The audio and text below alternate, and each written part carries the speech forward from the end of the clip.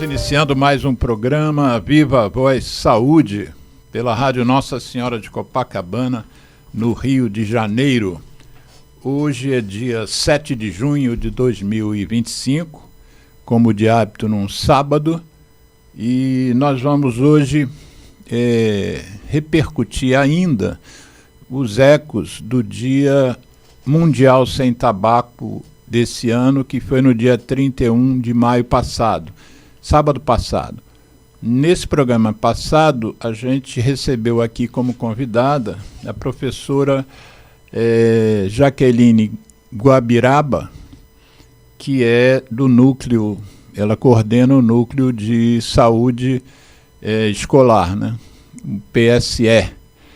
E nós conversamos bastante sobre algumas questões que me são muito caras, como ativista do movimento contra a nicotina. E o dia mundial desse ano foi uma ode, né? O mote da campanha proposta pela Organização Mundial de Saúde foi mais uma vez, não foi a primeira, mas foi mais uma vez a gente nos fortalecermos e fortalecer a capacidade da juventude de reconhecer as estratégias criminosas da indústria da nicotina, no sentido de angariar novos consumidores que, em 95% dos casos, esses novos consumidores, novos adictos, novos escravos do alcaloide nicotina, têm menos de 21 anos de idade. Em 90%, menos de 18 anos de idade. Então, existe uma série de estratégias que a indústria utiliza para angariar esses novos consumidores vis-à-vis a perda anual de consumidores da indústria, que é absolutamente colossal. A indústria perde, quer dizer, nós, o planeta Terra, perde 9 milhões de usuários de tabaco ou de nicotina sintética ao ano. A OMS tem um outro cálculo que é também estratosférico, que para cada óbito pelo tabaco, pela nicotina, 20 pessoas adoecem gravemente. Não é adoecer, que adoecer seria um quantitativo muito maior, mas 20 pessoas adoecem gravemente. Se você multiplicar isso, então, pelos 9 milhões de mortes, nós temos 180 milhões de adoentados graves que são detectados com maior ou menor profundidade, mas que podem ser detectados ao ano. E, além disso, você tem a perda de consumidores dos fumantes que simplesmente param de fumar. Então, isso também é mais um fator que faz com que a indústria precise de novos consumidores para manter os seus lucros. E onde é que estão esses novos consumidores? Nos jovens, na juventude. Então, boa parte das estratégias de marketing da indústria da nicotina são para angariar novos consumidores. O fumante já adulto, fumante antigo, ele não precisa de muita campanha para ele continuar a fumar. Ele é adicto a uma droga poderosa, que é a nicotina, que é considerada pelos estudiosos na área de neurociência como uma substância psicoativa que tem mais capacidade de gerar dependência química, física e comportamental, mais do que qualquer outra droga que a gente conheça. Existe um agravante que é exemplar o estudo de um professor americano, um pediatra, da Universidade de Massachusetts, que é o professor Joseph de Franza. Ele é um grande estudioso na adicção pela nicotina, né? O que faz as pessoas se viciarem nessa droga, que eu volto a dizer, é a droga que mais gera dependência. Pois bem, os estudos do professor dizem o seguinte: se uma criança tiver geneticamente predisposta a se tornar dependente de nicotina, basta a experimentação de um cigarro. Então, qual é o nosso problema? Nós temos uma indústria que é perversa, que faz com que jovens experimentem essa droga. Sintam curiosidade, queiram imitar outras pessoas, ídolos, pais, irmãos mais velhos. E aí, ela experimentando um cigarro apenas, ela pode passar a usar aquele produto pro resto da vida. E qual é o agravante disso? É que esse principal batalhão de usuários iniciais está na adolescência. E a adolescência é justamente uma fase super importante na nossa vida, na vida de qualquer ser humano, que é uma fase de curiosidade, de experimentação efetivamente. E como é que então a gente pode fazer para com que você experimente uma série de coisas que são importantes para o seu crescimento como pessoa, mas não experimente nicotina? Esse é um dilema, né? Porque a gente poderia dizer, não, mas é bom que ela experimente e aí decida se vai continuar ou não. O problema é que, se ela tiver um gene que propicie que ela continue adicta, ela vai experimentar e vai se iniciar. Então, a tarefa do profissional de saúde é uma tarefa absolutamente dura.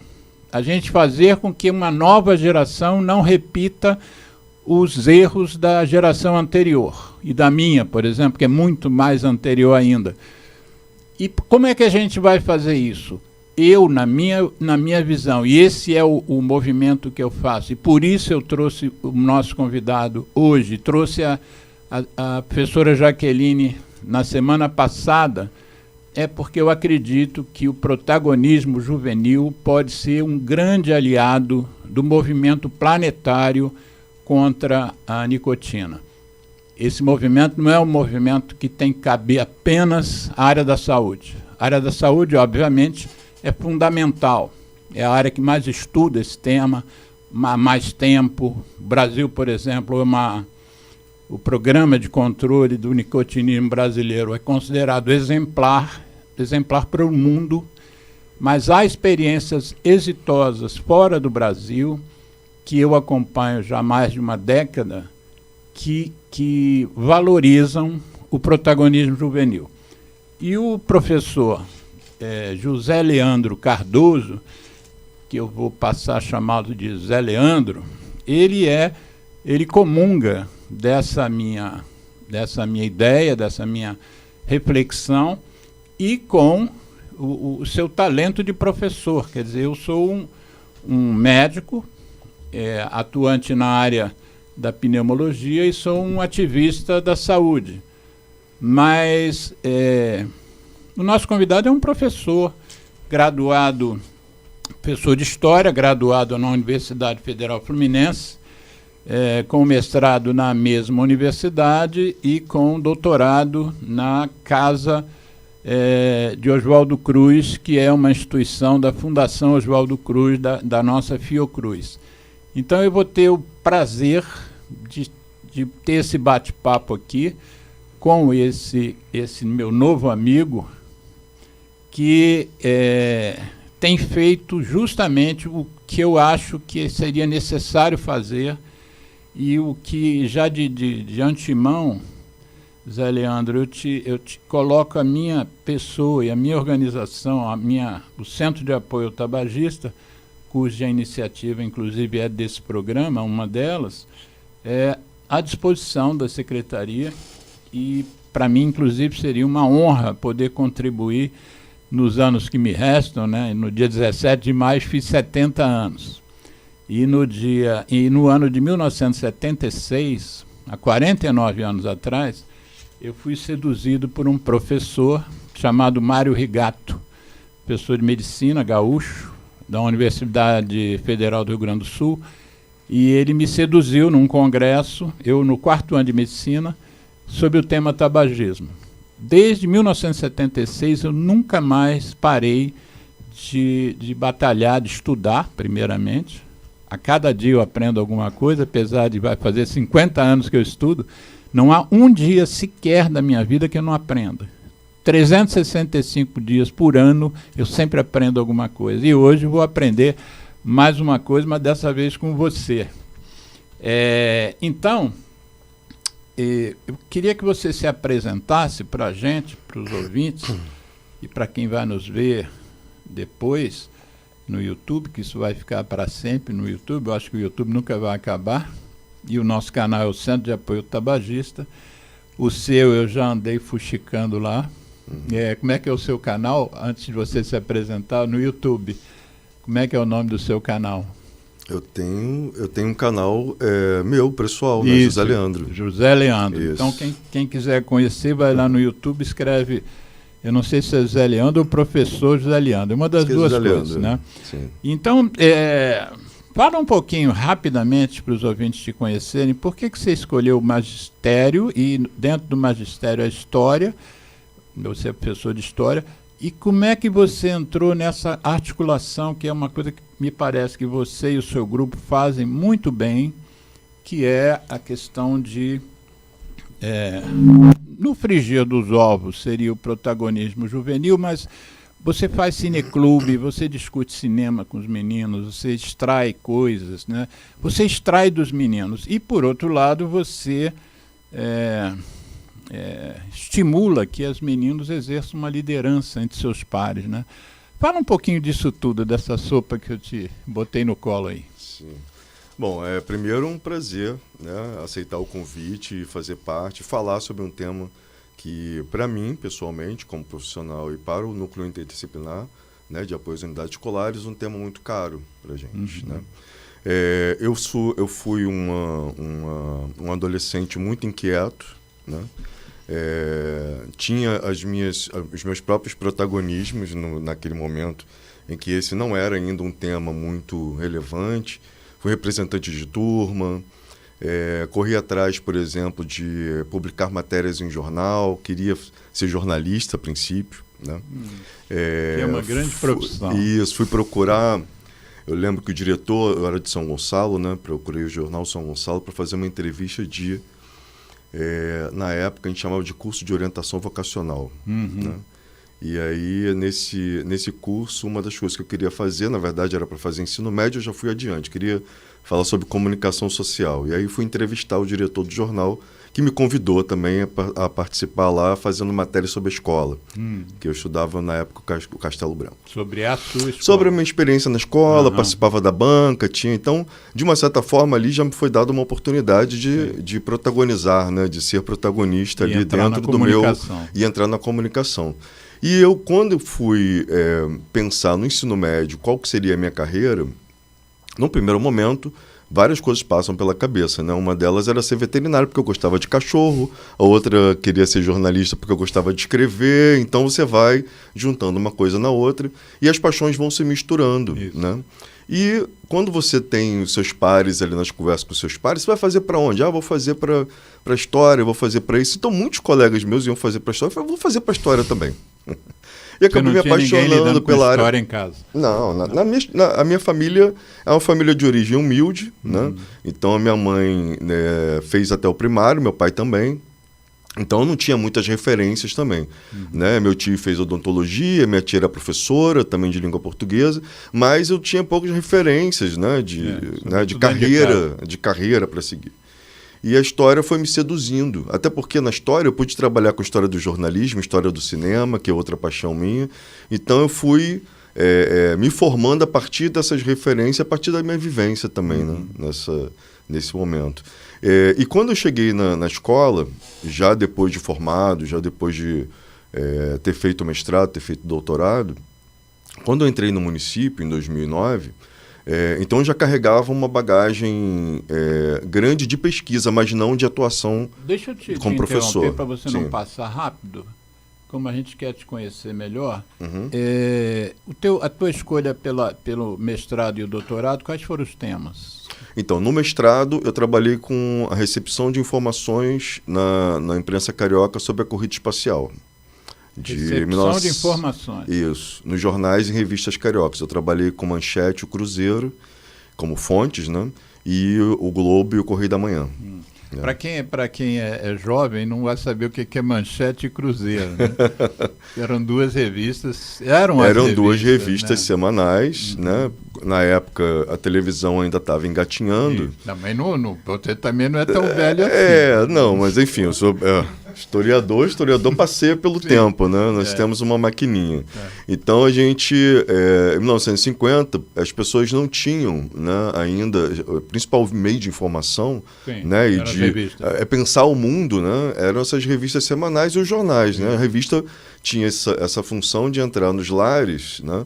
Mesmo que da classe média mais intelectualizada ou letrada, acabava reverberando ali muito nas outras classes também, porque estava na banca, porque estava nessa coisa das pessoas pararem na banca para ver uma manchete, né? Estava ali.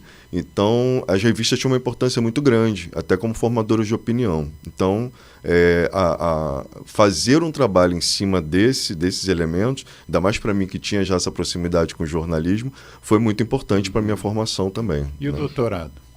E o doutorado, como eu trabalhava com História da Ciência, no Museu de Astronomia, quando eu saí do museu... Isso você não falou. Isso eu não falei, é verdade. Você trabalhava com História da Ciência. A minha primeira iniciação científica foi na Fundação Getúlio Vargas, trabalhando com jornalismo, né? A minha orientadora trabalhava com fontes jornalísticas e falava sobre ministérios de TV, a construção de história recente. E eu acabei indo, depois da FGV, eu fui para o Museu de Astronomia, uma bolsa de iniciação científica em História da Ciência. E foi dali que eu comecei a pensar, né? Até encontrei esses dias com a minha ex-orientadora, no meu aniversário, fala dia o nome 20, dela para ficar gravado. Ana Maria Ribeiro de Andrade. E ela, lembrando como foi que ela fez para me seduzir para a História da Ciência, eu queria falar sobre cinema. E ela acabou me seduzindo com essa história da corrida espacial, né? Que era uma coisa que me interessava muito, né?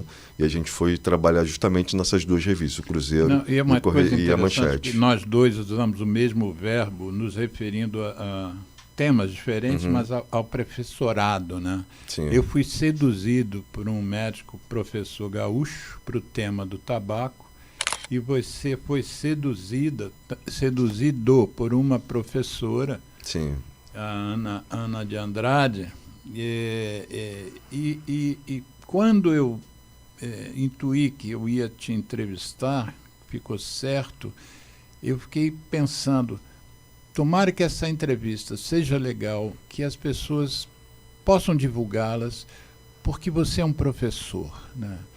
E eu acho que o professor, ele pode mudar a vida das pessoas, ele tem esse poder, que às vezes, por exemplo, eu como médico, eu posso até salvar a vida de uma pessoa, mas o meu contato com a pessoa é fugaz, né? É um contato eventual, no momento de crise de saúde de alguém, fora os casos de doenças crônicas, que aí eu acompanharia mais tempo, mas nas doenças agudas, muitas vezes você vê o paciente hoje com uma pneumonia e o resto da vida dele você nunca mais vai ver. Mesmo que ele seja um adolescente, ainda viva muito, mas ele pode não cair na tua especialidade, nunca mais ter um problema de pulmão.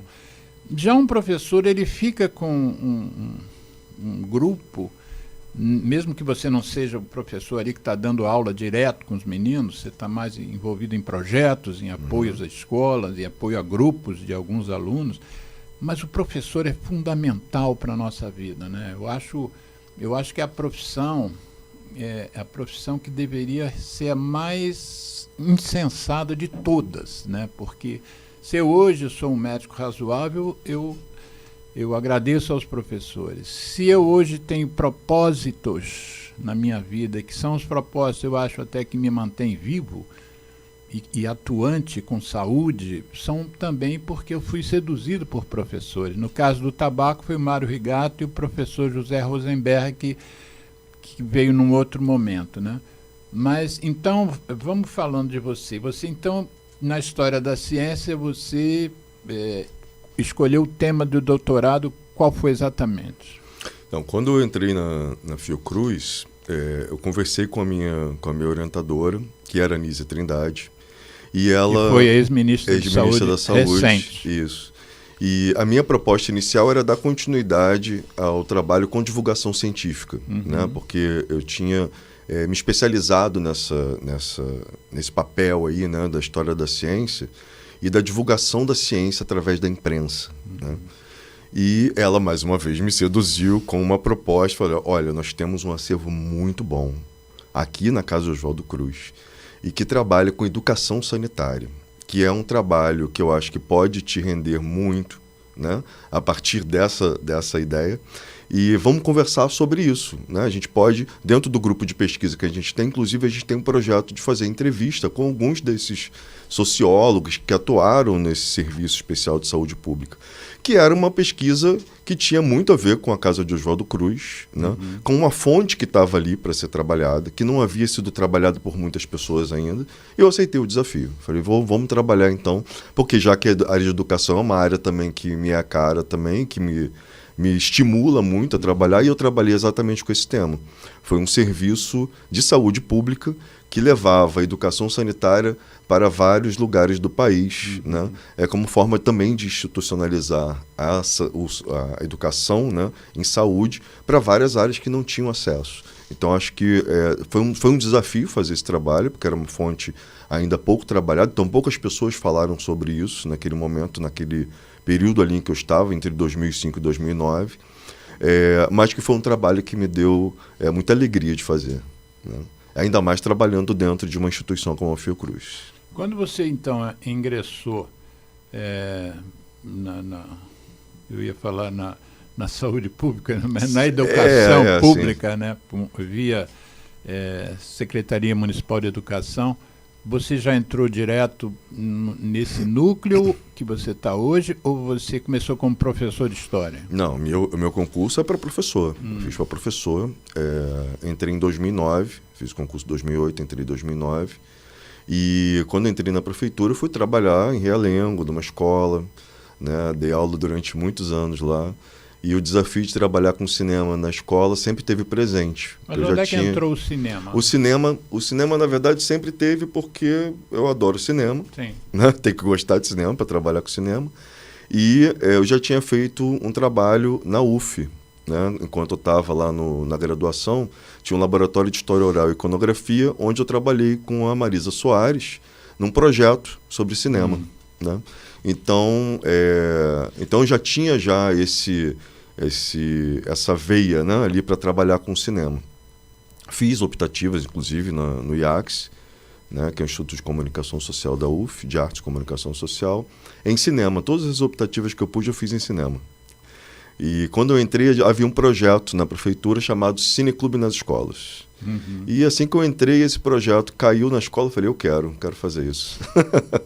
Em 2010, então, eu comecei a trabalhar com esse projeto.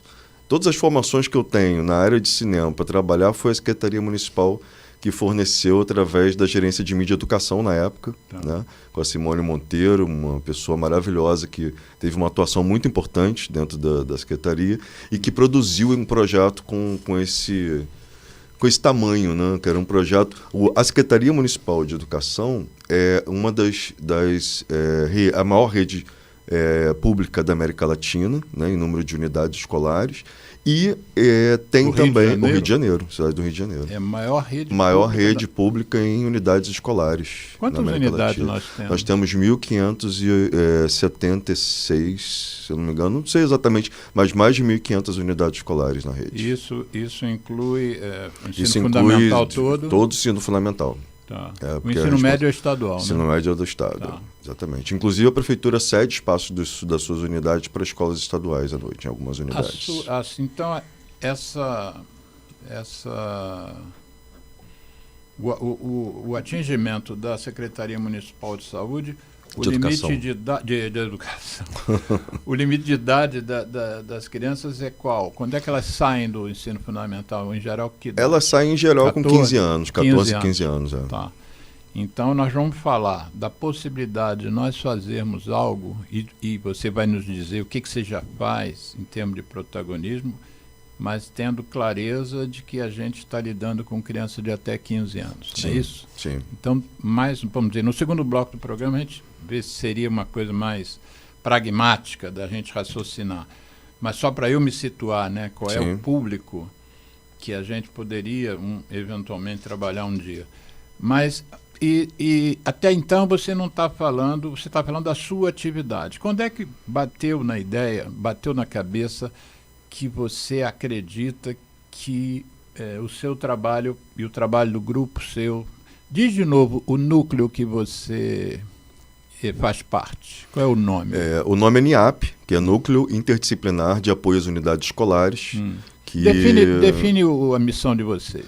Então, nós somos um grupo formado por professores, assistentes sociais e psicólogos, né? A gente atua com um programa, que é um programa primordial do NIAP, que é o Programa Interdisciplinar de Apoio às Unidades Escolares, que basicamente faz um serviço de apoio às unidades. A escola necessita de algo de trabalhar... Por exemplo, a escola está com problemas de alunos que enfrentam problemas de convivência, por exemplo. Né? O programa é convidado a ir para essa escola e desenvolver um trabalho, né, para minimizar os efeitos desses problemas, como, por exemplo... a gente tem um caso de cyberbullying, né? Uma criança foi exposta na internet pelos colegas e tem sofrido com isso. Então, a gente não vai atender especificamente essa criança, mas vai atender a unidade escolar, para que ela possa trabalhar questões que possam minimizar os efeitos disso, para que possa ser prevenido, por exemplo, que outros casos não aconteçam, e para que essa criança seja acolhida, seja ouvida, e que os outros estudantes possam pensar a respeito disso. Então, na verdade, é um trabalho que pensa, né, pedagogicamente, né, porque é um trabalho de educação, né, mas que envolve os saberes não só da pedagogia, mas também da assistência social e da psicologia. Eu acompanhei, para eu te conhecer melhor, para te entrevistar hoje, eu fui lá no seu canal, por exemplo, e vi um vídeo que eu achei muito interessante, que você estava ali reunido com adolescentes e conversando sobre como é que você trabalhava o cinema e inseria o cinema em algum projeto de educação. Eu já botei no chat do nosso programa hoje no YouTube, já botei o link desse programa, esse vídeo, que acho que são 10 minutos de vídeo, mas dá para ter uma noção. Mas para quem não viu o vídeo, fala um pouquinho dessa inserção que você faz com os meninos e meninas em relação ao cinema. Você picota o filme, né? Você falou que às vezes vê-se mais de uma vez uma determinada cena. Fala um pouquinho sobre isso, que aí junta a tua paixão pelo cinema. Eu acho que deve ser o Escola Câmera Som. Isso. Esse programa, ele reunia os profissionais que atuavam nos cineclubes e os alunos cineclubistas, né? Esse projeto, ele era pensado para ser... Toda escola tem um cineclube? Não, acho que a Secretaria começou com 200 escolas como cineclubes, e esse projeto... Eu não sei em que pé que anda o projeto, já há muito tempo que eu não tenho contato, né? Esse programa foi desenvolvido pela Multirio, né, que é a empresa de multimeios da Secretaria Municipal de Educação, que tem um canal e produz esses materiais, né, para a rede. E esse programa é um programa que, na verdade, tinha como intuito tanto divulgar, né, o projeto, quanto de valorizar esse acervo, né, que, como eu disse, como é uma rede muito grande, é a rede que talvez... A maior rede, mas que também produziu muito, né? Os alunos da rede produziram muito material, muito filme, né? E participando de os próprios alunos junto com os professores. Sim. Né? Então a gente tem filmes no Animamundi, a gente tem filmes no Festival do Rio, a gente tem filmes, enfim, vários desses concursos e festivais que acontecem na cidade e no país, né? Pequeno Cineasta, né? Então são vários festivais que recebem, né, as produções. Então o Cineclube, ele trabalhava não só o visionamento, né? Você ver o filme, pensar a linguagem cinematográfica, pensar o discurso, pensar de que forma que esse filme foi produzido, como que ele traz como mensagem, né? Fazer essa leitura, essa interpretação, mas também produzir. Né? Então, através da produção, ele não só os jovens têm a oportunidade de pensar o cinema, de ver com outros olhos, desenvolver o olhar crítico, mas também produzir, né? Ter a oportunidade de colocar a sua criatividade em prática. Eu acompanho experiências exitosas, como eu mencionei no início, fora do Brasil, né? Sim.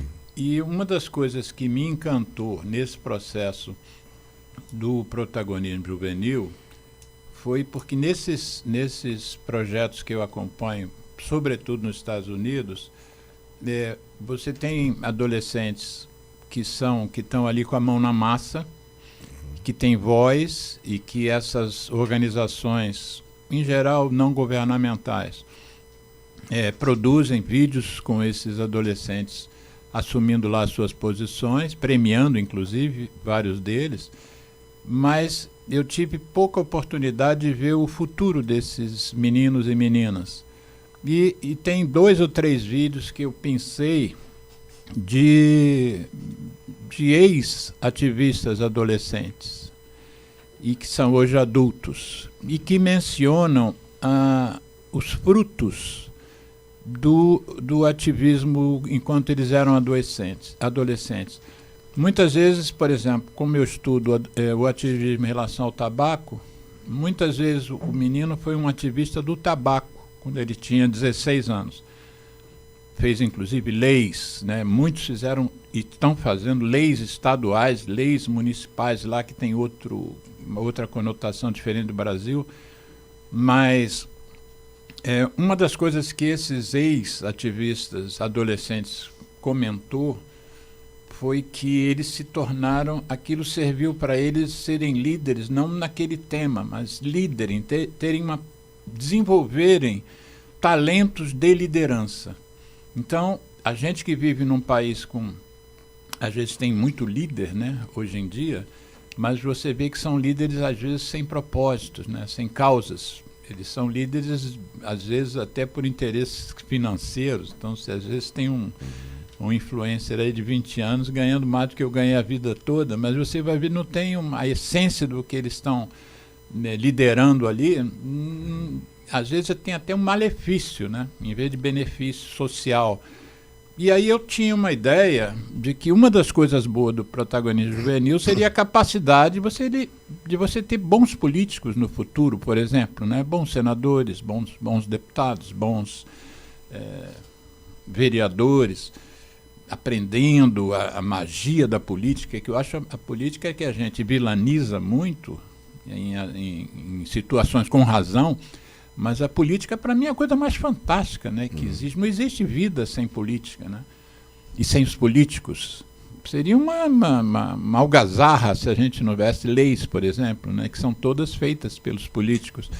Mas aí você está me dando uma outra possibilidade, que além de você defender uma causa, você tem um propósito enquanto adolescente, que às vezes norteia a sua vida, né? Você às vezes se dedica a uma causa. Se dedicando a uma causa, você vai estar se dedicando horas da sua vida àquela estruturação daquele processo de liderança, de comunicação, de aprendizado sobre aquela causa. E se você, aquela história de cabeça vazia, oficina do diabo, né? Uma expressão antiquíssima, né? Mas com muita sabedoria. Então, uma das coisas que eu intuí é que jovens que tenham propósitos e trabalhem seus propósitos vão ser mais felizes. É uma ideia que eu tenho, uma compreensão que eu tenho desse processo. E você está me falando agora, por exemplo, que além da questão de você desenvolver líderes com protagonismo, você pode desenvolver profissões, né? Você ensinou o menino a fazer um vídeo. O menino aprendeu, não estou dizendo que você ensinou, mas o menino aprendeu a fazer um vídeo, a fazer cinema, a interpretar cenas, por que o diretor botou aquela cena, qual é o objetivo. E isso, de repente, ele pode ser um cineasta, pode ser um jornalista, pode ser um crítico de cinema. Ele vai ter uma chance de... Não é a mesma coisa que estudar matemática, não é que não seja importante. É super importante, é a base, né? Matemática, português, história, obviamente, geografia. Mas esse outro aspecto, eu achava, já te devolvendo a palavra, eu achava, inclusive conversando com a professora Jaqueline semana passada, eu achava que as escolas estariam super sobrecarregadas para poderem abrir mais espaço para outras coisas que não a grade curricular tradicional. Mas aí ela me falou dos eixos transversais, que eu não tinha ideia E aí nós citamos aqui, na reedição do programa, eu botei a lista dos 13 eixos, né? Que incluía o tabaco, que é o 9º eixo, né? Tabaco, álcool e outras drogas. Sim. Mas tem um monte de coisa ali, tem discriminação, tem racismo, tem saúde mental. São vários eixos que podem ser trabalhados, devem ser trabalhados transversalmente, né? À grade tradicional. Você, na sua experiência com esses meninos, que já não é pequena, você viu que alguns se dedicaram, por exemplo, ao cinema, ao jornalismo, aquilo motivou a vida deles de alguma maneira?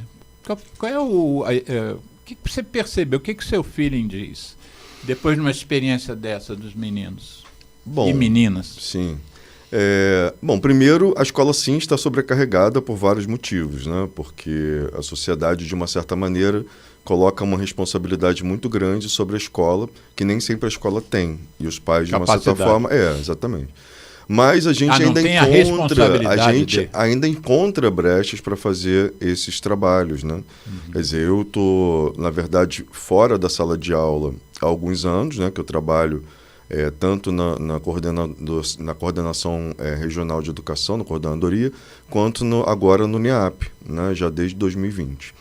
Mas a gente tem uma série de coisas que a gente pode ir trabalhar junto com as escolas e apoiar as escolas nisso. Então, o NIAP desenvolve muito produtos e trabalhos e materiais para que essa escola possa também, esse profissional que está ali atuando diretamente com os adolescentes, possa utilizar para trabalhar com os adolescentes.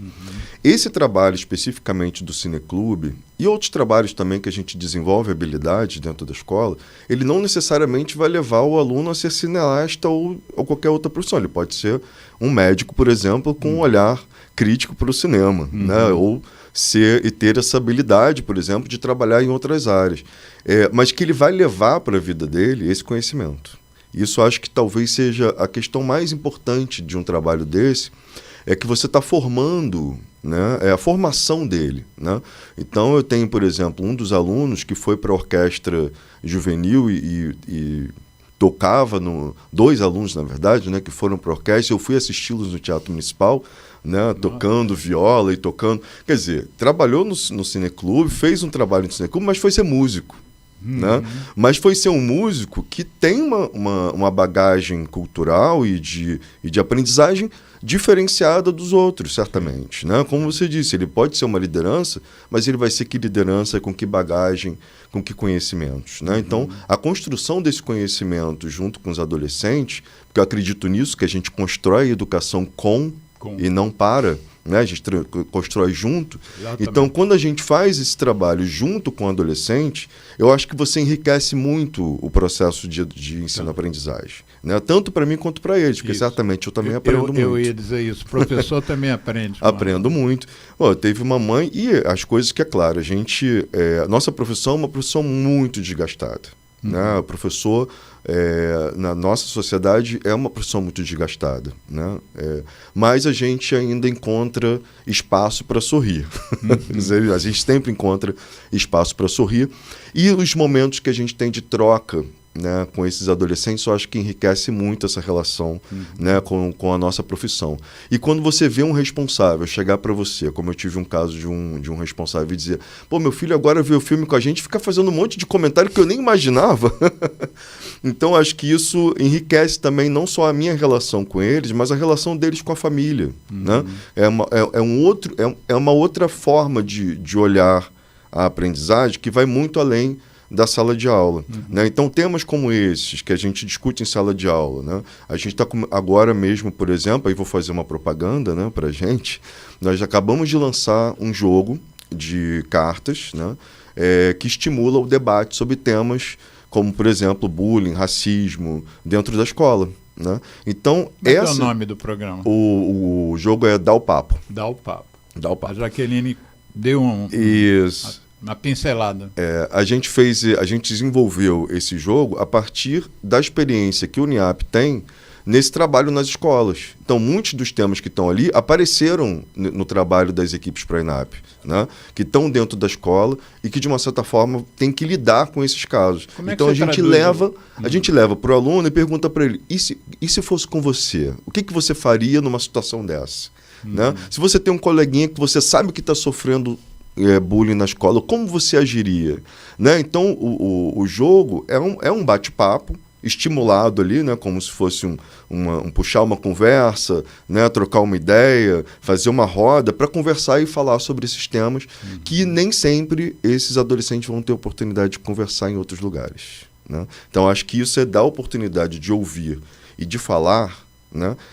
Talvez isso seja das nossas maiores riquezas dentro da escola. E como é que funciona isso? Vamos dizer, você falou, nós temos 1.576 unidades escolares no município de Rio de Janeiro, maior rede da América Latina. Esses 1.576 pode ser 1.558, não. São números... Na ordem de você grandeza. Falou que você já aumentou o número de escola, diminuiu? Mas na ordem de grandeza isso, é o maior da América Latina. Sim. Então, isso é que a gente deve ficar... Porque, por exemplo, eu não sabia disso. Né? Sim. Isso é uma coisa de valor, tem valor. Né? Sim. Quanto investimento, não só de recursos financeiros, mas recursos humanos, de pensar, né? De analisar regiões, né, para você criar uma rede desse tamanho. Mas aí esse programa é um programa que está sendo implantado em todas as escolas. Na ideia de vocês, quem é que seria a pessoa que coordenaria esse papo entre os alunos? Seria um professor? O jogo, dá o papo. O jogo vai ser disponibilizado para todas as escolas da rede. Então, cada escola vai ter pelo menos um exemplar do jogo, né, na escola. É um joguinho de cartas, vem numa caixinha, né, que você tira ali. Tem umas regras básicas. Então, qualquer profissional dentro da escola pode ser um mediador desse jogo e chamar um grupo de adolescentes para fazer esse jogo. Né? Então, a gente tem dentro da escola alunos que atuam no Grêmio, alunos que atuam no SEC, né? Alunos que... SEC é o quê? SEC é Conselho Escola Comunidade. Né? Então, são alunos que já têm uma atuação dentro da escola, eles podem ser convidados, por exemplo, a também dinamizar esse trabalho junto com algum profissional da escola que tenha interesse. Então, na verdade, a gente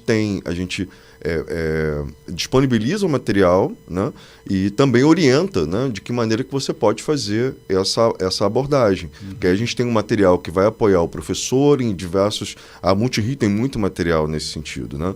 E você pode trabalhar com matemática, você pode trabalhar com o cyberbullying, com o racismo. Então, nós temos gerências que já atuam nesse sentido, então que já vão trabalhando com esse conteúdo com o professor. Né? Então, é mais uma ferramenta, mais um instrumento que o professor ou algum outro profissional da escola tem para utilizar e para levar esse debate dentro da escola, para dar oportunidade desses adolescentes falarem sobre isso. Quando é que a rede vai ter acesso a isso? Então, agora, nós fizemos o lançamento na semana retrasada, né, no último dia 30, né?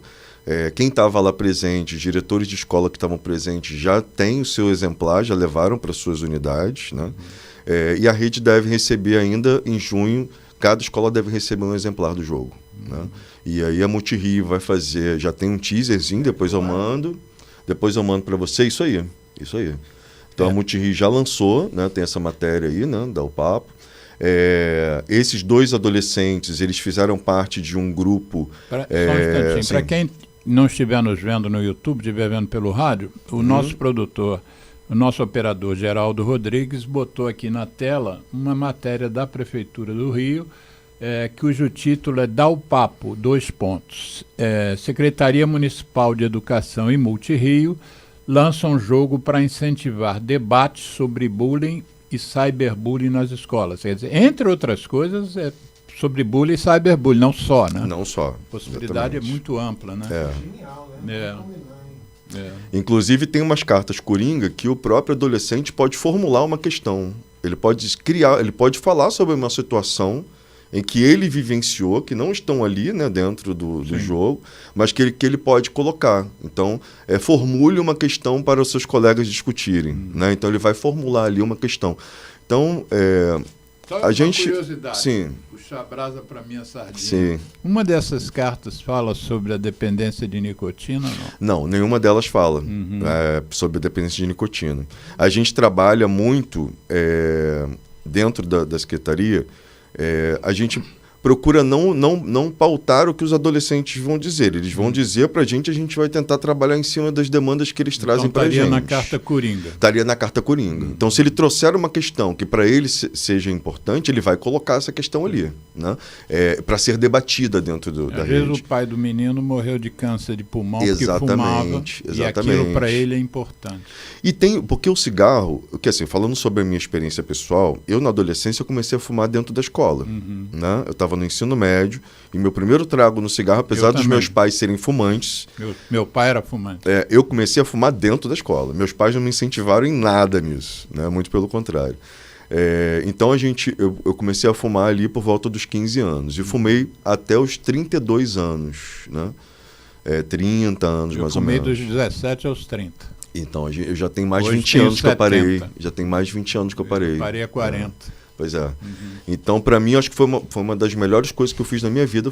A pior foi começar e a melhor foi parar. Porque realmente cigarro é algo que causa uma dependência muito grande e provoca muitos problemas. E não tem benefício, né? Não existe nenhum benefício. Fora sentir o gosto das coisas, né? Quando você para de fumar. Acho que uma das maiores coisas que eu me lembro, assim, né? Mais importante foi cheiro, sentir gosto e cheiro das coisas depois que você para de fumar. Isso realmente não tem preço. Mas e aí, vamos só para fechar esse dar o papo, porque eu acho que é a coisa mais atual que a Secretaria está fazendo e criou e vai implantar para geral, como se diz, isso. Né? E aí você depois, a gente podia combinar daqui a um tempo, quando você achar que esse programa já tem subsídios, né? Você e as crianças já aprenderam alguma coisa, e fazer um outro programa para dizer o resultado disso, pelo menos os resultados iniciais, né? Sim. O que vocês perceberam, por exemplo, já se não tem tanto tempo que se proibiu celular na escola, os alunos usarem celular durante o tempo que estão na escola, mas você já tem hoje estudos, apesar de ser uma questão recente, você já tem hoje estudos do benefício de você não ter o celular na escola, né? Hoje muita gente já estuda isso, né? Acadêmicos, professores das próprias escolas já reconhecem maior interesse dos meninos, maior participação durante as aulas, né? Porque antes ficava na aula e no celular ao mesmo tempo, né? Então daqui a pouco o Dá o Papo também já vai mostrar a que veio, né? Aí você fica... Vou até deixar o convite ser feito por você. Você diz, Alexandre, já temos uma coisa para a gente falar lá sobre o Dá o Papo. Eu achei isso muito interessante. Estou doido para ver isso na prática. Sim. Se um dia até me permitir, eu queria assistir um grupo focal desse. Esses alunos que estavam lá fizeram parte desse grupo. E quando a gente experimentou, né, o jogo, a gente tinha um protótipo inicial, né, que a gente fez com cartinhas bem menores e fomos a primeira vez para a escola. Num primeiro momento, alguns não queriam falar, ou não queriam pegar a carta, depois eles começaram a ver que o negócio era bom. Você pode falar sobre uma coisa que você geralmente não tem, né, ali. Deixa eu pegar uma carta agora, deixa eu fazer. Então, é um jogo que é analógico, né? Que não envolve o celular, né? Um jogo de cartas, né? E você vê que os adolescentes querem isso, né? Não é só uma coisa de... Talvez eles não conhecessem isso. Talvez não conhecessem. Já nasceram com virtual, com digital.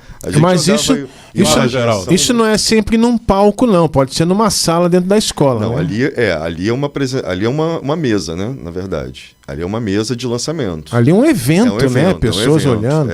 Não é sempre assim, né? Não, é uma roda de conversa. As pessoas fazem numa roda de conversa. Então, e o celular, que de uma certa forma também provoca vício, né? A gente tem Sim. Não sei o nome que dão, namofobia, né? Que você fica com medo de ficar sem celular e, né, causa aquela dependência e você fica ali, né, o tempo todo, não consegue se livrar daquilo porque você tem pequenas descargas de dopamina, alguma coisa né? Está sendo dita e eu não estou sabendo. Exatamente. Tem que entrar exatamente. Então, dar essa pausa para respirar, né? Se desconectar durante um tempo. Então, o tempo que você está dentro da sala de aula, você está desconectado. E isso não é algo fácil de fazer. A gente é adulto e muitas vezes a gente sabe. Eu vou ao teatro e vejo as pessoas com o celular, né? Então, vamos assistir a peça, né? Vamos, nesse momento, estar desconectado. Você imagina para um adolescente. Então, quando ela falou, inclusive essa menina que está no palco ali, né, que aparece na foto da matéria, ela falou, olha, não foi fácil. Mas é importante a gente ter esse momento. Vamos fazer o seguinte, vamos fazer uma pausa para uma musiquinha, o pessoal tomar uma água. Sim. E antes disso, eu vou, aqui no nosso chat, Paulo Roberto Nascimento Júnior Costa, dá os parabéns a você. Parabéns, Leandro. A Carla Desirê, Cineclube nas escolas era muito bom. A mesma Carla Desirê também te parabeniza. Parabéns, Zé Leandro. A Jaqueline Guabiraba, que foi a nossa convidada do sábado passado, também falamos sobre protagonismo juvenil, diz parabéns pelo CAT, né, que é a nossa ONG, por abrir espaço para a educação e educadores que fazem acontecer. Excelente oportunidade. Você é um dos que faz acontecer. E agora a gente vai colocar uma música da nossa ONG, quer dizer, não da nossa ONG, mas que a nossa ONG usa, que é Falando Mal do Cigarro. O Geraldo Rodrigues é que vai escolher. E daqui a pouco a gente volta. ZY1 201, Associação Comunitária Nossa Senhora de Copacabana, 98,7 FM, a onda que chega ao seu coração. Rua Hilário de Gouveia, número 36, 9º andar, Copacabana, Rio de Janeiro.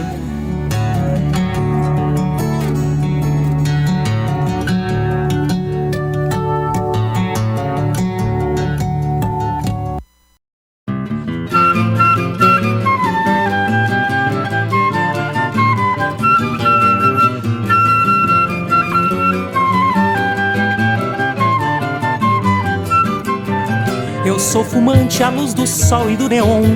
Quem não gosta de cigarro desconhece o que é bom pra tosse. Também não sabe que a bronquite infernal, juntamente com pigarro, são meu charme matinal. Vivo soprando por aí muita fumaça, com alegria, pose e graça, perfumando os salões. E assim de cores consegui os tons mais belos. São meus dentes amarelos e marrons os meus pulmões. Para meus brônquios alcatrão é vitamina e a doce nicotina, esperança de troféu. Pois do tabaco hei de ter a minha flor, um fantástico tumor que me levará ao céu. Mas se não ganho, afinal, o caranguejo, ainda há um desejo que eu quero consumado. Já que eu não posso ter de tudo, eu quero parte, pelo menos um infarte pra também ser safenado. A impotência não assusta, camarada, vale mais uma tragada que o prazer sexual.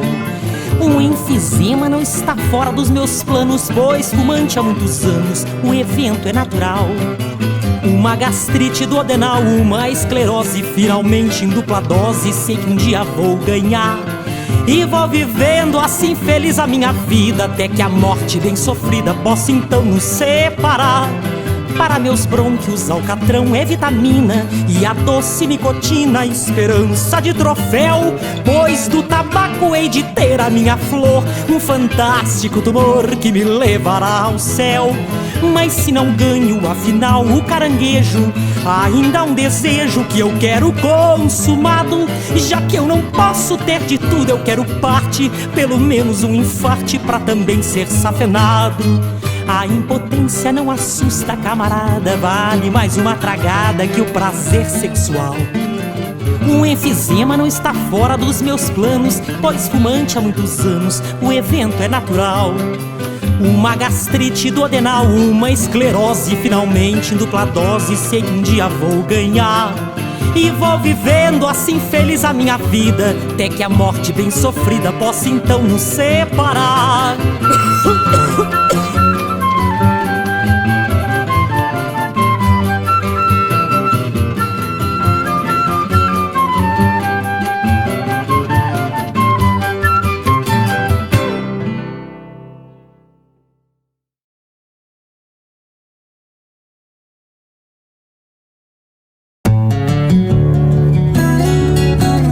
ZY1 201, Associação Comunitária Nossa Senhora de Copacabana, 98,7 FM, a onda que chega ao seu coração. Rua Hilário de Gouveia, número 36, 9º andar, Copacabana, Rio de Janeiro. Estamos reiniciando o programa Viva a Voz Saúde pela rádio Nossa Senhora de Copacabana. Aqui quem fala é Alexandre Milagres e nas operações técnicas Geraldo Rodrigues, o homem das carrapetas, que sem ele não haveria programa. Nosso convidado de hoje é José Leandro, professor de História, e também um contador de história aqui, né? O que nós já conversamos no primeiro bloco, é bom a gente ter alguém que gosta do que faz, né? É uma coisa que eu sempre falo quando eu tenho reunião com jovens, né? Se vocês conseguirem, tentem fazer algo que vocês gostem, porque nem todo mundo consegue, né? Muita gente, por um motivo ou outro, acaba fazendo coisas para sobreviver e tal, e não necessariamente seriam... Mas mesmo dentro das coisas que a gente faz e não gosta tanto, se você tiver ali um propósito, né? Estiver buscando a ser feliz, você acaba dentro daquela atividade atuando melhor do que poderia, né? Eu já vou antecipar aqui uns contatos que normalmente a gente fala no final do programa, mas às vezes no final fica corrido, né? Eu mencionei aqui o YouTube do José Leandro, né? No YouTube, o canal dele, mas ele me recomendou a gente divulgar aqui no programa o Instagram, né? E o canal no YouTube do Núcleo Integrado Núcleo Interdisciplinar de Apoio às Unidades Escolares, é o NIAP. E esse UNIAP tem o Insta que é o @NIAP de N de núcleo, né? NIAP com P mudo, NIAP.SME, SM de Maria que é Secretaria Municipal de Educação. E o canal do NIAP também no YouTube é o mesmo, é o NIAP, só que não tem ponto, né? É NIAP SME. Se vocês quiserem, depois de ouvir o programa, não vamos fazer isso agora não, que a atenção tem que ser no programa. Mas depois vocês coloquem lá, entrem no canal YouTube e escrevam lá NIAP, NIAP SME, porque ali tem bastante informação, né? No final do programa passado, com a professora Jaqueline Guabiraba, ela mencionou duas coisas super importantes que eu desconhecia, que para minha área, assim, talvez para o público em geral, não teve uma repercussão que deveria ter pela importância, pelo menos a importância que eu dou e que eu dei ao saber. Duas coisas muito importantes que eu queria que você falasse sobre elas. Uma que você nomeou como a Câmara Juvenil. Nós estamos falando de Câmara, é uma Câmara de Vereadores do município de Rio de Janeiro. E depois nós vamos falar sobre a posse dos mais de 900 grêmios dessas unidades escolares, né, dos gremistas, né, posse dos gremistas. Como eu sou adepto do protagonismo juvenil, como esse programa tem esse foco, o programa de hoje, e como eu acho que o controle do tabaco no Brasil, ele se potencializaria de uma forma colossal se a gente tivesse lideranças jovens trabalhando junto. Fala um pouquinho das ideias. A Câmara Juvenil. Como é que a coisa foi construída? Então, a Câmara Juvenil é uma iniciativa da Câmara, né, do presidente da Câmara do Rio de Janeiro, o Carlos Caiado, que estabeleceu uma parceria com a Secretaria Municipal de Educação para que fosse composta, né, uma Câmara com 51 vereadores mirins, né, que é o número de vereadores. É o número de vereadores da cidade, o mesmo número, e que seriam representando aí cada uma das 11 coordenadorias regionais de educação do Rio de Janeiro. CREs, então, né? São as CREs, exatamente. Então, esses jovens já estão na terceira legislatura, né? Eles fizeram a Câmara em 2023, 2024 e agora esse ano. E esse ano ela está completamente vinculada à eleição dos grêmios. Por quê? Os grêmios foram eleitos em março, né? E desses grêmios, no começo de abril, foram eleitos os presidentes de grêmio de cada CRE que iriam compor essa Câmara. Então, na verdade, o Grêmio e a Câmara estão vinculados intimamente, né? Então, tanto os vereadores mirins são todos presidentes de Grêmio. O vereador mirim, ele é eleito pela comunidade escolar a qual ele pertence? Então, ele foi eleito como dentro da unidade escolar no Grêmio. Né? Então, ele é o presidente do Grêmio. E dentro da Coordenadoria Regional de Educação, ele foi eleito entre os outros presidentes, como se fosse um colégio eleitoral, e ele foi eleito para... Eu me lembro, eu trabalhava com as CREs, sobretudo a CRE de Barra e Jacarepaguá, que eu era do Hospital de Curicica. Sim.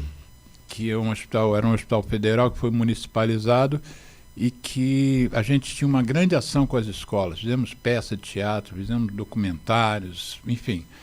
Foi muito interessante. Eu escrevi um livro para a criança não fumar e o livro foi construído com perguntas de meninos da escola Silveira Sampaio, que é em Curicica. Eles fizeram as perguntas... também alunos de colégio privado Andrews de Botafogo, e as perguntas foram um esqueleto para eu, respondendo às perguntas, eu escrevi o livro. E escrevi o livro em 1995. Então, o título é Fumar pra quê, meninas e meninos? Ou seja, esse ano estão fazendo 30 anos que eu me dediquei a isso. E você vê que eu estou hoje aqui ainda querendo que as escolas entrem mais de cabeça do que já entraram nesse tema. Eu escrevi isso há 30 anos como resposta a perguntas de meninos e de meninas escolares. Então, a CRE, eu acho que pode exercer, a CRE e a saúde, né? Nós tivemos, existe um como se fosse um congresso na nossa área de saúde chamado ExpoEP, que é a exposição de questões epidemiológicas, né? Esse EP de epidemiologia. E essa nossa experiência ganhou o prêmio em relação à tuberculose de melhor experiência do Brasil.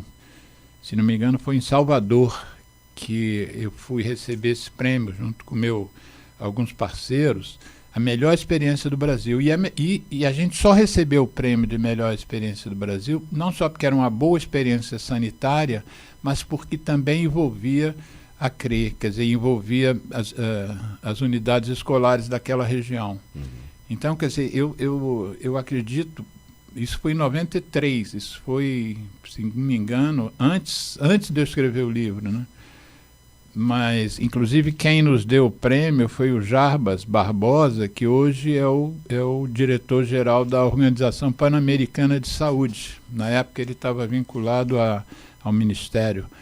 Mas então, quer dizer, eu acho que o potencial de trabalho que pode existir entre saúde e educação, quer dizer, você também não tem nenhuma dúvida disso, mas eu gostaria de ver isso ser mais insensado, entendeu? Mais gente acreditar no que a gente está trazendo aqui hoje, né? Então, nessa Câmara, que tem o mesmo número de membros dos vereadores, 51 membros, qual é o papel deles? O que eles fazem? Então, eles têm uma formação, né? Ele é uma escola também, né? Então, eles aprendem ali como que funciona a Câmara, qual o funcionamento, né? Como que eles fazem para, por exemplo, propor um projeto de lei, né? Então, eles têm as sessões, né, que eles fazem. Eles aprendem como funciona o poder legislativo. Exatamente. E como que eles podem contribuir com aquilo. E eles fazem sessões onde eles propõem, né, leis. Eles propõem projetos de lei. E essas sessões são na própria Câmara? São na própria Câmara. Eles fazem tanto online quanto na própria Câmara. No plenário ali. Eles têm presencial e tem remoto também. Eles têm encontros presenciais e encontros remotos. Você sabe se já tem fruto disso? Já tem projeto de lei feito por Tem eles? Projeto de lei. Eu quero conhecer essa experiência. Em 93, olha eu pegando 93. Em 2023, na primeira legislatura, uma aluna propôs que fosse instituído o Maio Laranja como campanha dentro das escolas, para que todas as escolas pudessem levar essa campanha para dentro das escolas da rede municipal. Sim. E no final de 2024, a Câmara oficial, né, a Câmara dos Vereadores, votou o projeto dela, que foi apresentado, e esse projeto virou lei. Então, agora, em 2025, nós tivemos a primeira grande campanha dentro das escolas do Maio Laranja, que é a prevenção, combate à exploração sexual de crianças e adolescentes. E foi uma menina de que idade? E foi uma menina de 13 anos na época. De 13 anos? 13 anos, que propôs a lei. Né? Então ela foi votada na Câmara Juvenil, foi aprovada pela Câmara Juvenil e foi levada ao plenário da Câmara como proposta, né, de lei também. Você acha de eu entrevistar o vereador Carlos Caiado? Eu acho ótimo. Ele é o presidente da Câmara. Mas você disse que isso não é o primeiro ano agora. Esse é o terceiro ano. Esse é o terceiro. Isso renova anualmente? Anualmente. Todo ano. Tem outra Câmara. Todo ano é outra Câmara. Juvenil, como isso. Dizer. Eles são eleitos, no começo, agora em abril, eles foram eleitos e eles ficam até novembro. Tá. E se de repente essa Câmara Juvenil pudesse fazer uma lei sobre cigarro, seria ótimo. Seria ótimo. A menina que eu te falei da Califórnia, que fez a lei, é uma lei que impede o uso de aditivo em produtos de cigarro na Califórnia, nos Estados Unidos, né? Que é uma coisa que a gente aqui no Brasil não conseguiu ainda.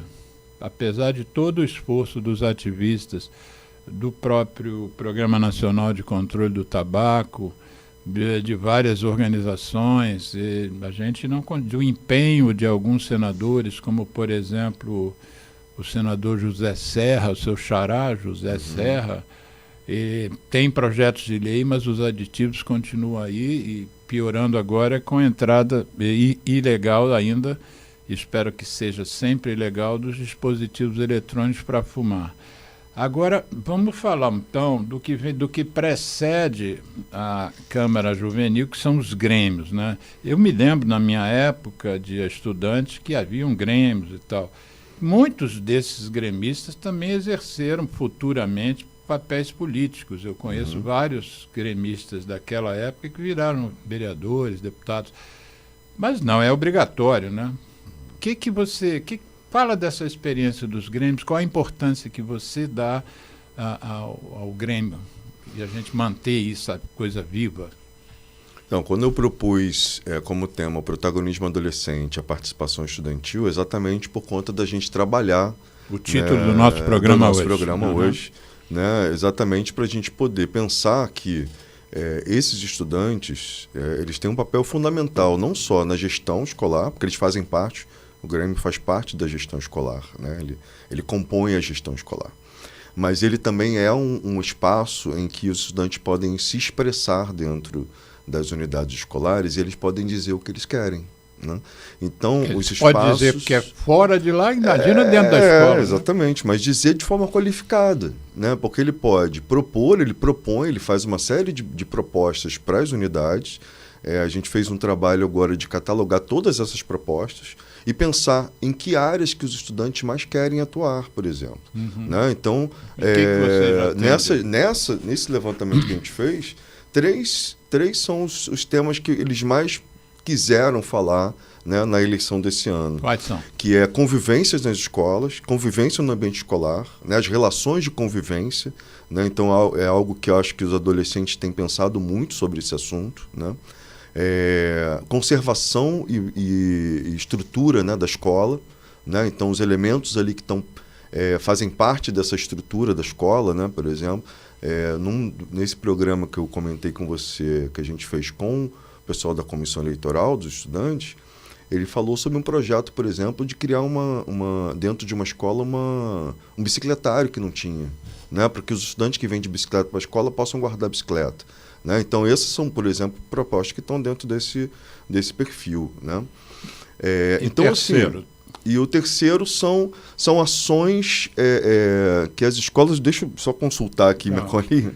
Porque a gente fez esse levantamento agora, né, depois das eleições. Consulta aí, enquanto isso eu vou fazer um comentário sobre essa questão do bicicletário, mas não especificamente sobre isso, mas a ideia que eu levo assim hoje em dia na vida é primeiro a economia de recursos, né? A gente não tem recursos sobrando para fazer as coisas que a gente gostaria de fazer. E uma das coisas que eu percebo é que há vários movimentos que são às vezes tocados de forma independente e que se integrassem, surtiriam um efeito muito maior. Por exemplo, a gente já trouxe aqui algumas vezes o professor da UERJ, Ricardo Oliveira, que ele entre outras coisas, ele é coordenador de um laboratório chamado LAVA, que é o Laboratório da Vida Ativa. E eles estudam muito certas questões ligadas à tal vida ativa, e uma delas é a questão das bicicletas, né? Então, a partir do momento que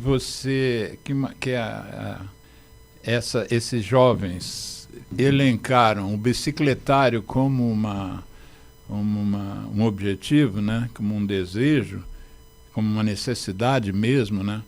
Talvez valha a pena que vocês, por exemplo, contactem o LAVA para valorizar mais essa questão das bicicletas e da vida ativa, até para que outras crianças que não tenham bicicleta pensem em ter, né, como uma coisa reversa. Uns pedem bicicletário, aí o outro vem falar da importância de você usar a bicicleta, né?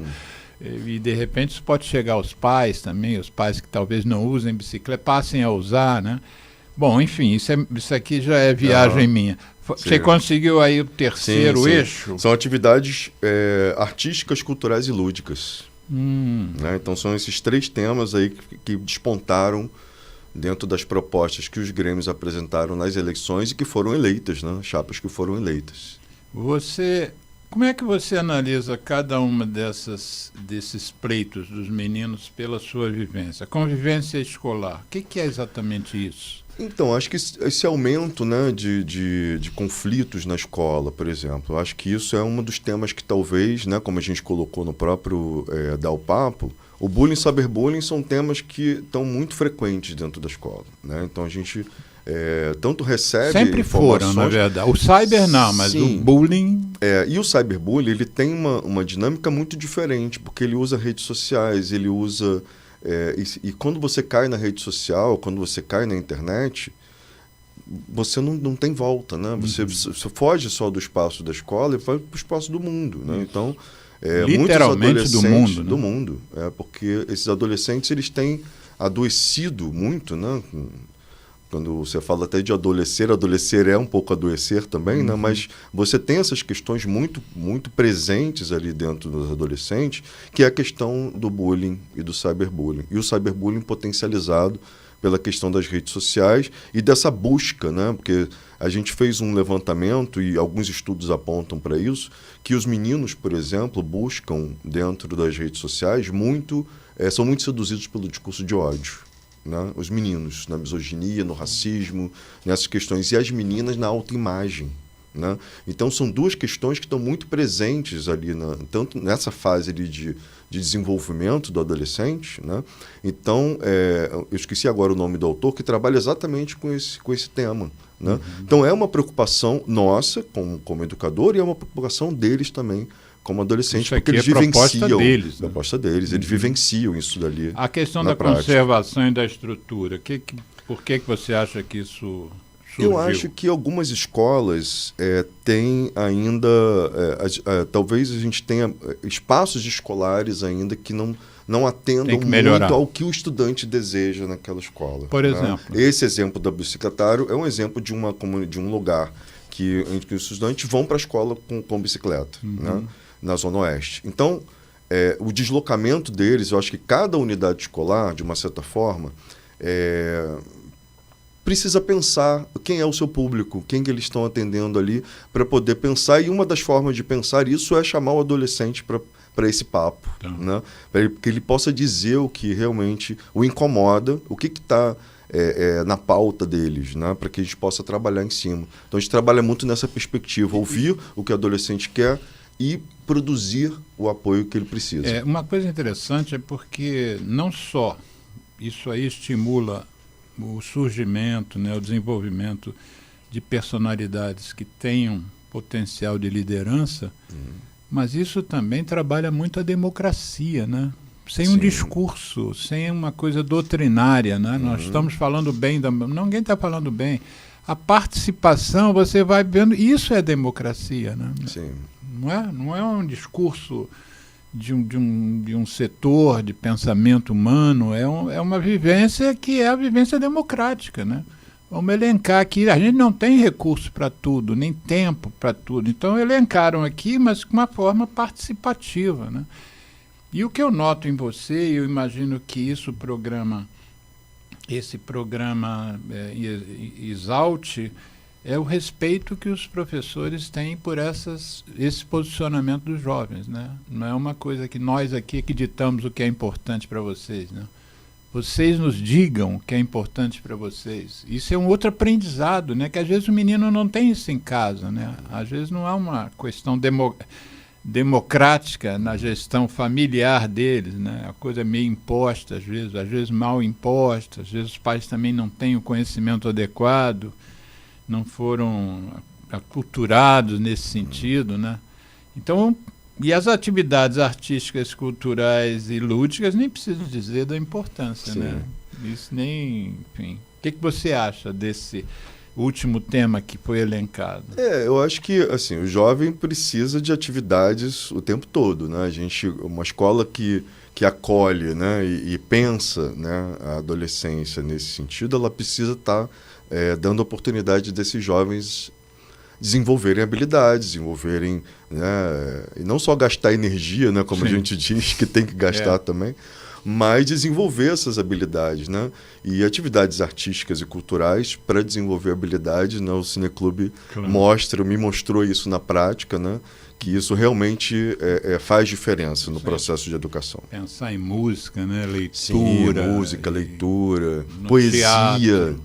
Os alunos têm atuado muito com poesia falada, inclusive nós temos um curso para professores para que eles possam desenvolver essas atividades nas escolas, que é uma potência esse trabalho, né? Da poesia falada nas escolas. Então a gente tem exemplos muito exitosos assim, de trabalho com poesia, que eu, sinceramente, quando pensei assim, poesia na escola, a poesia parece algo que está tão distante, né, do jovem. Não está. A poesia está super presente, está super viva. E eu fiquei me lembrando que no programa com a professora Jaqueline Guabiraba, eu mencionei um estudo, aí já na minha área, um estudo que foi feito por Harvard na China. A China é a maior produtora de tabaco do mundo, seria, né?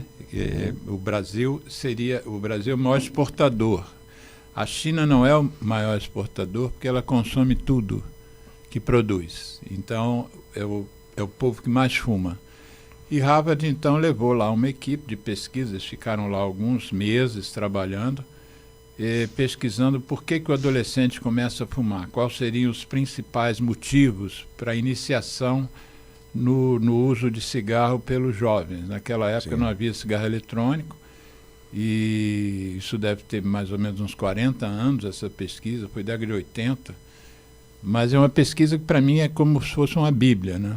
Então, eles elencaram no final do estudo, com não sei quantas mil, porque não falta lá gente, né? Não sei se foram 50 mil meninos, ou enfim. Eles chegaram a algumas conclusões. Por que os meninos começam a fumar e as meninas? Se bem que a menina chinesa, o homem chinês fuma em 80%, as mulheres só 5%. Por isso, inclusive, que a indústria está indo para a China para vender cigarro para a mulher, com aquele discurso de emancipação feminina e tal. O discurso 80 anos depois, porque nos Estados Unidos, por exemplo, esse discurso da mulher fumante foi na década de 40, 50, né, do século passado. Mas aí os motivos são curiosidade e imitação, que já mais ou menos se sabia. O adolescente é curioso e imita também. Outra questão foi o exemplo de pais e de ídolos, exemplos de irmãos mais velhos. Os irmãos mais velhos influenciam os mais novos a fumar, a querer fazer como o irmão mais velho ou a irmã mais velha. E um detalhe me chamou a atenção: escola ruim. Onde você tinha escola ruim, e aí eu não me lembro exatamente qual eram os critérios que Harvard utilizou para dizer que uma escola era ruim, mas as escolas ruins você tinha mais fumantes. Então, às vezes, todos os outros fatores estão presentes, mas se a escola for boa, entre aspas, a criança não vai fumar, apesar do pai ser fumante, apesar do irmão ser fumante, apesar de estar vivendo um momento de curiosidade, mas ela tem outros recursos que a escola boa deu que fizeram ele tomar uma decisão melhor, mais adequada. Isso, inclusive, é o que me move. Quando esse programa, por exemplo, a gente não fala só programas sobre cigarro, né, sobre doenças pulmonares, que eu sou pneumologista, a gente fala sobre saúde em geral. Mas a gente foca muito na prevenção, que eu acho que a prevenção é muito mais... Acho não.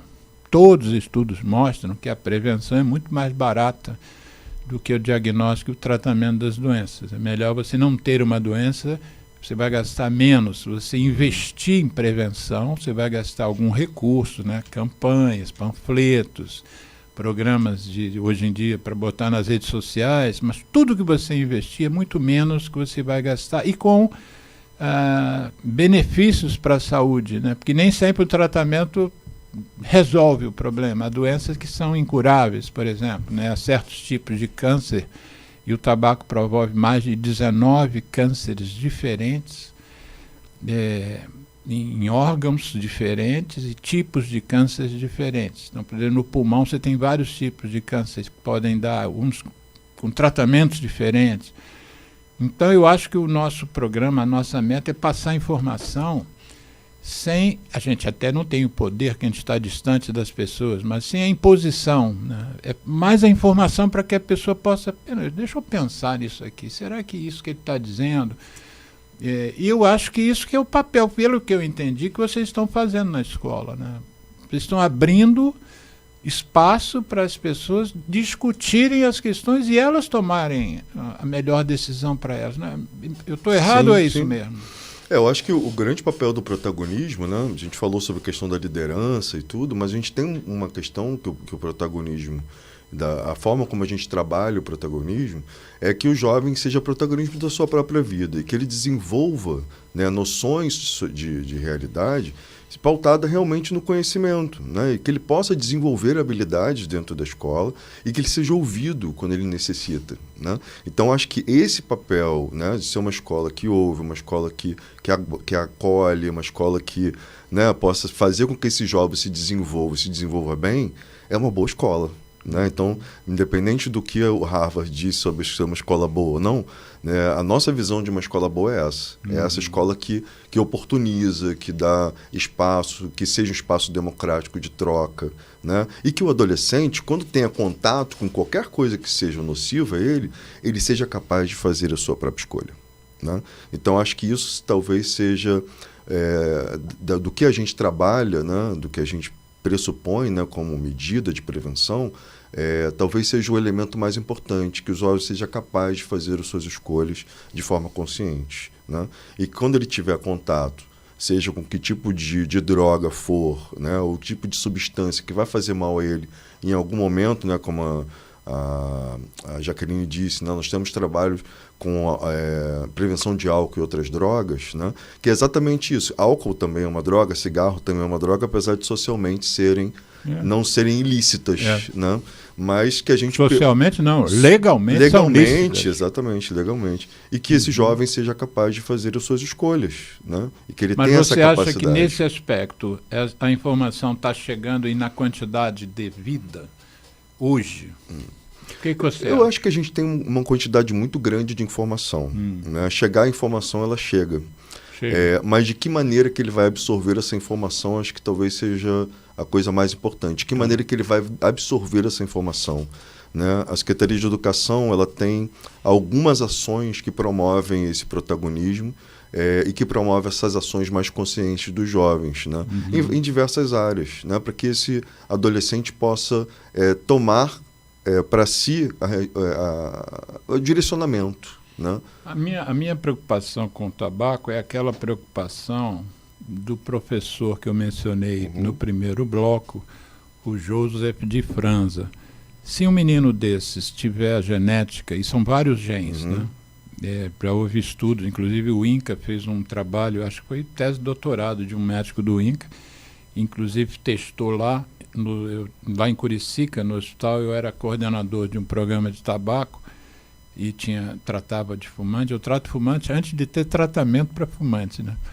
E aí a gente tinha grupos, às vezes 20, 30 pessoas, e todos dosaram, tiraram sangue, tiveram o sangue coletado para pesquisar os tais genes e tal. Fizeram isso em várias unidades de saúde. Então, a conclusão, por exemplo, lá do professor de Massachusetts, é que se você tiver o gene do fumo, da nicotina, né, de se ligar à nicotina, porque muita gente experimenta o cigarro e não continua fumando. Não é automático, né? É aquele que tem a predisposição genética. Só que a gente não tem isso, né? Uma criança de 13 anos, ela não sabe se tem isso. Gente, não tem, ninguém sabe. O pediatra dela não sabe, a família não sabe. Então, o grande problema é que é um tipo de experimentação que, para nós, eu que estudo isso, vai fazer 50 anos ano que vem, não tem como você brincar com isso. Ou seja, é uma experimentação mínima, pode te levar a uma dependência por 40, 50 anos e fazer você morrer disso. Os estudos hoje falam que o cigarro mata 2 em cada 3 usuários. Antigamente a gente falava 1 em cada 2, matava 50%. Agora a gente vê que mata mais de 50%, né? 2 em cada 3. Então, a impressão que eu tenho é, para não haver experimentação nenhuma, acho que a informação é insuficiente ainda. Por mais que você e outros educadores eu já tenho ouvido isso de outros também, que a informação existe, mas eu acho que não existe na quantidade necessária. Eu vejo médicos não terem o conhecimento que deveriam sobre tabaco. Médicos. Imagina uma criança de 13, 14 anos. Não tem. Não há material didático circulante, direcionado para uma criança de 13 anos. Eu não vejo, pelo menos. Eu sou um grande pesquisador nisso, de muitos anos, né?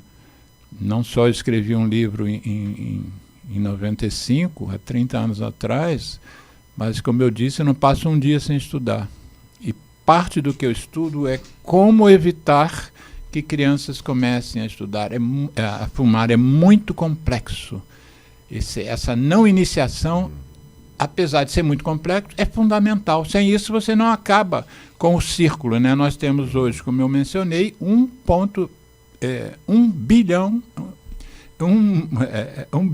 e 250 milhões de fumantes no planeta.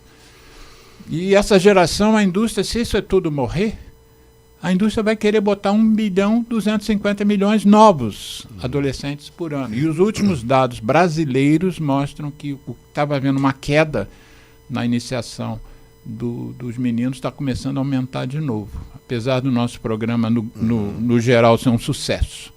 Sim. Então, eu encerro a minha participação no programa aqui. Eu vou te passar a bola para você encerrar o programa, mas eu encerro assim, colocando para você a minha percepção da realidade e sendo bem transparente com você, entendeu? Eu estou valorizando o que vocês estão fazendo, eu estou achando isso fantástico, eu quero conhecer mais essa Câmara Juvenil, eu quero que as pessoas conheçam mais, isso que é o importante, né? Eu quero que as pessoas conheçam mais essa realidade dos grêmios, conheçam mais a questão do protagonismo juvenil, mas eu acho que a gente precisa investir muito mais. Inclusive, eu digo isso pelo que eu estudo de outras experiências exitosas fora do Brasil. Existem experiências exitosas, muito exitosas, na Itália, nos Estados Unidos. Esse menino que eu apoio em Gana, na África, tem feito um trabalho sensacional. Tem muita coisa na França, porque eu me especializei na França. E eu acompanho muito as coisas que são feitas lá na cidade, Estrasburgo, onde eu me formei.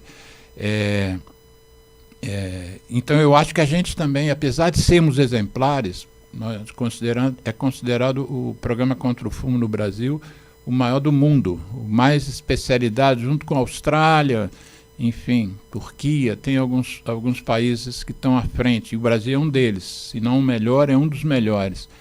Mas eu acho que a parte da iniciação a gente está deixando a desejar um pouco, e eu queria que vocês assumissem que o Rio fosse um exemplo. O Programa Nacional de Controle de Tabagismo é baseado no Rio de Janeiro. E eu acho que o Rio de Janeiro tem que fazer mais por essa criançada. Dia 11 de outubro, Dia Municipal e Estadual de Conscientização de Crianças e Adolescentes contra o Fumo, uma lei que eu propus em 2013, quer dizer, já são 12 anos da lei. Encerra o programa Você, te agradeço muito a participação sua e do seu núcleo, saber que vocês estão se dedicando a essa causa também, de dar voz aos meninos e às meninas. E se despeça olhando para aquela câmera lá. Você tem quantos minutos, Geraldo? 2 minutos. Diga as suas últimas palavras e por que você acha que o protagonismo pode ser o caminho, um dos caminhos. Bom, quero agradecer a oportunidade de estar aqui, falar sobre esse trabalho que a gente desenvolve na Secretaria Municipal de Educação, e dizer que essa chave, né, de pensar no protagonismo adolescente, na participação dos estudantes, é importante para vários elementos que a escola hoje trabalha, né, e que pode ser um diferencial para que a educação possa garantir uma qualidade maior, né, oportunizando aí espaços de escuta e de fala dos adolescentes para que a nossa experiência de ensino-aprendizagem seja mais efetiva e mais concreta, né? E que faça sentido também para o adolescente, né? Para que essa garotada que está na escola possa entender a escola também como um espaço de formação, um espaço de desenvolvimento, né? E que esses jovens possam levar esse aprendizado também para a sociedade e que a gente tenha jovens mais conscientes e mais... tenham essa habilidade, né, com a vida, né, que possam se posicionar diante de várias questões que nós adultos já vivenciamos, né, e que esses jovens estão entrando aí na vida e na sociedade também possam levar esse conhecimento adiante. Obrigado, Zé Leandro. Obrigado, Geraldo Rodrigues. Por favor, ouvintes, quem não for inscrito no canal, se inscreva, mas fundamental é divulgar o programa. Aperta lá o compartilhar e manda para a rede de vocês, que quanto mais gente tiver fazendo reflexões sobre o tema, é importante. Um abraço. Um abraço. Tchau. Vai, Geraldo. Hi. Hi. My name is Josephine Shapiro. I am a high school senior from Seattle, Washington, and I'm addicted to nicotine because of e-cigarettes. I grew up hating cigarettes and other commercial tobacco products. I would cough as I walked by smokers, trying to alert them of the harm that they're doing to their bodies. I never thought I would touch a cigarette or any other tobacco product. As early as middle school, this started to change. My friends started vaping in 7th grade. They thought vapes were harmless because of the fun flavors and colorful packaging. They wanted to be cool like the pretty girls they saw vaping on social media, but they didn't realize they were becoming addicted. Vaping soon started to take over their lives. They would leave class early to vape in the bathrooms or anywhere else they could get away with it. It's easy to hide these products in your sock or your bra, which makes it difficult for teachers or parents to know when kids are vaping. In 9th grade, I began to hang out with a new group who used all sorts of e-cigarettes. The more I hung out with these people, the more vaping became normal to me, and I had to try it. The first flavor I tried was blueberry ice, but I tried pretty much every flavor my friends had. I thought I was just enjoying the flavors, but soon my 14-year-old brain craved the nicotine more and more. I promised myself I wouldn't buy my own vape because I wasn't addicted if I was just hitting my friends, right? It wasn't long before I broke that promise to myself. I was already addicted, and little did I know it was about to get worse. These products are easy to get. You can ask someone older for you to buy it off a friend, or go to a store where they don't ID you. Once I had my own vape, I would leave class to vape in the bathrooms with my friends. I would get invited to lunch so people could hit my vape, and all of a sudden, my entire circle was centered around vaping. The hold nicotine had on my young mind was intense and scary. I felt completely out of control, helpless, and alone, even though I knew I wasn't. Vaping affected my mood, my ability to catch my breath, and even my skin. I couldn't spend quality time with my friends without thinking about when we were going to get our next hit. I really miss the times when we could have fun without the presence of nicotine. One of the saddest things about vaping and nicotine addiction is how it ruins relationships between friends and families. I can't tell you how many ways it impacted my friends, but let me tell you one example. One of my friends was so addicted she would say things like, "I'll just die at 20, whatever."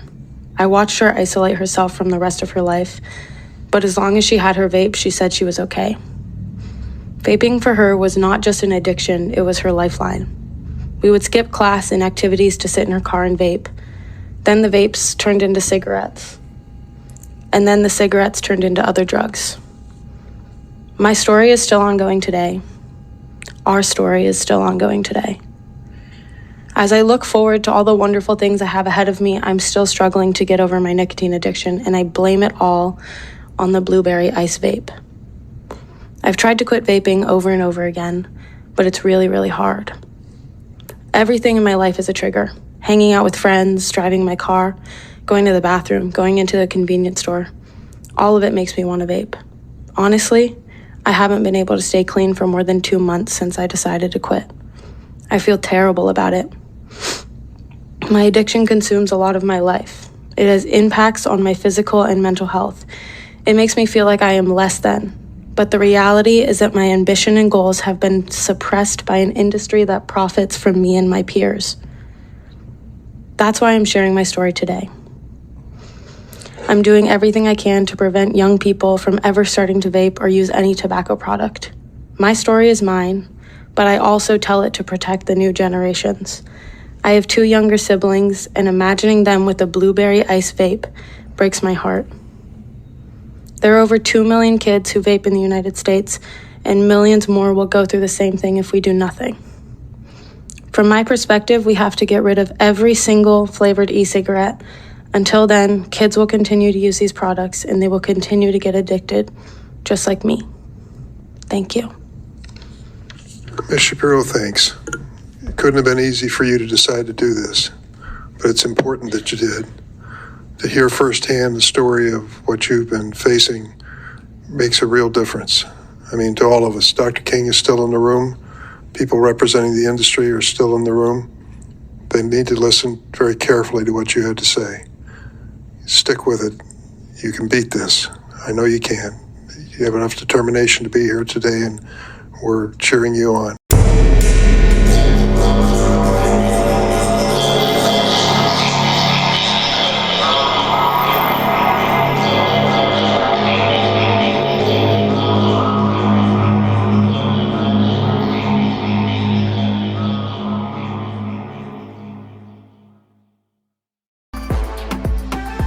I'm Brooklyn Larimore from Bellevue, Nebraska.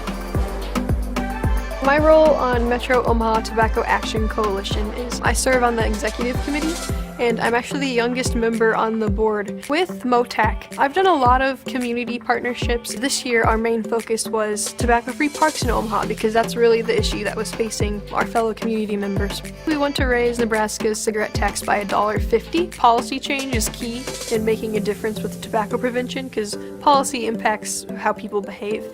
I protested at the Altria Philip Morris USA shareholders meeting 2 years in a row, and it was incredible, and I really got to see the passion that is shared in tobacco prevention around the country, and that was really cool.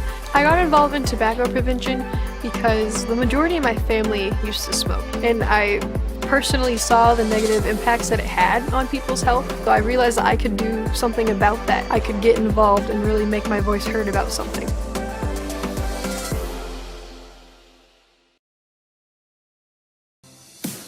Aloha, I'm Sarah Kay and I'm from Honolulu, Hawaii. I was inspired to get involved with tobacco after my grandmother suffered from lung cancer due to secondhand smoke. It's really important for young people to be involved in anti-tobacco advocacy today because they are basically the new targets of these companies. From the marketing to how these products are made, it's basically manufactured to get this generation addicted to smoking and vaping. For the Tobacco Free Youth Council, our goal was to pass a bill protecting keiki from secondhand smoke by preventing smoking in a car where a minor was present.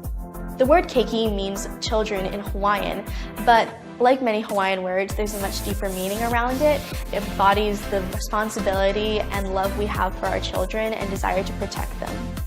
Sarah is a fierce advocate. She pursued this at the statewide level and receives statewide attention when a lawmaker had ignored her calls to action. This led to 2 laws passing at the county level in both Honolulu and Maui. As a daughter of immigrant parents, as an Asian American, she represents a lot of youth voices that are often afraid or fearful of speaking up to our lawmakers. As youth in Hawaii, we often think that we don't have a voice to speak out about these issues, but really it's so important for us, the new generation, to really make our voices heard for our legislators.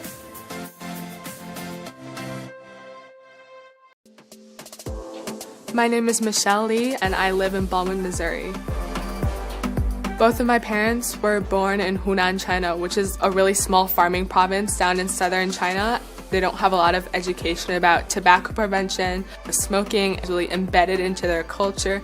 A lot of my family members smoke. My father used to smoke and then he quit right before I was born, but I've lost a grandfather to lung cancer. Tobacco 21 is really where the main focus of all my tobacco control prevention has been. The research has shown that 9 out of 10 kids start before the age of 18 and 95% start before the age of 21. So we're trying to eliminate that access for the younger kids. First piece of Tobacco 21 legislation that I worked on successfully passed. I started attending coalition meetings, then going to find sponsors, going to find community participants, and then speaking at city council meetings, the press conference, and then just really reaching out to the community and bringing other youth also in. And it was just such an exciting time and everybody was so energized. I remember at the final bill signing, and that was the first time it really clicked with me that, hey, I might actually be making a difference.